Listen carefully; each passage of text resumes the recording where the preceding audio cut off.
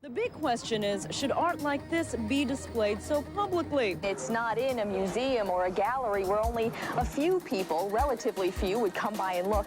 It's right in a major window on a public street where people walking by can't help but look. This exhibit is also on display in Chicago, New York, Washington, D.C., and Miami. If some art is intended to provoke, then this is a howling success. Art is both the medium and the message, and a provocative one at that. A warning, you may find the next story disturbing. That's the point of the story. Sculpture being unveiled on Miami Beach. A group of demonstrators says it's not the message. Washington is one of 5 cities where a controversial art exhibit new display of artwork depicting a graphic depiction of sexual assault be considered legitimate art? And if so, should it be displayed on a public street? Corner art exhibit is getting a lot of attention. An artist's depiction of how rapists should be punished. Rape and sexual abuse are just a very graphic work of art is causing quite a controversy in Miami Beach and other U.S. cities. A work of shock art that we first showed you. Ed Massey is no stranger to controversy or public art.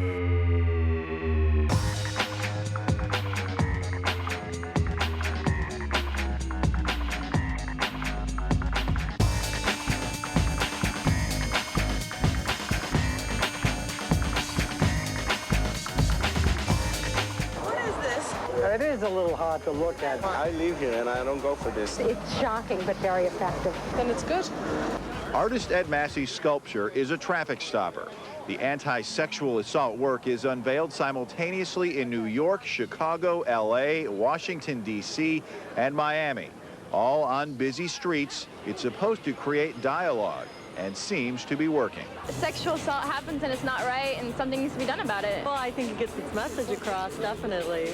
Well, Linda, right now it is the topic of conversation here at 15th and Wilshire in Santa Monica. I think it's a little shocking to look at it at first until you see what the scene is. Once you've seen what the scene is, I think it's appropriate punishment. I think they should be scarred and definitely forever, because that's what they do to a woman.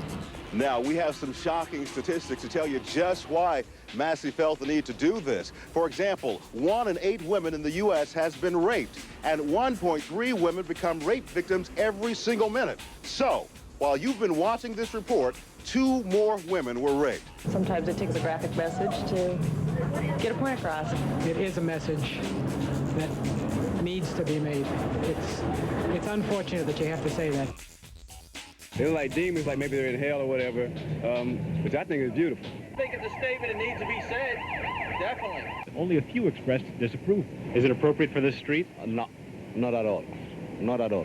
When there are children walking by, they're going to be asking mommy or whoever they're with, what is this about? And then the parent has to deal with it. Well, I'm a school teacher, and I think kids have been exposed to much worse. Startling, actually. Quite startling. We wanted there to be public dialogue around it, and I agree with him totally. Rape victims and their friends have left notes, like this one from a 4-year veteran of rape. All support the artist and his work. If this saves just one person, one woman from being raped, then this art has served its purpose. If this piece were relegated to an art setting, an art museum or gallery, there'd be a very select few people to ever see this, and this type of discourse that's right here in the background would never be generated. Some of the reasons people get raped is because there's pornography on the corners that depict women. No, the reason people are raped is because men rape women.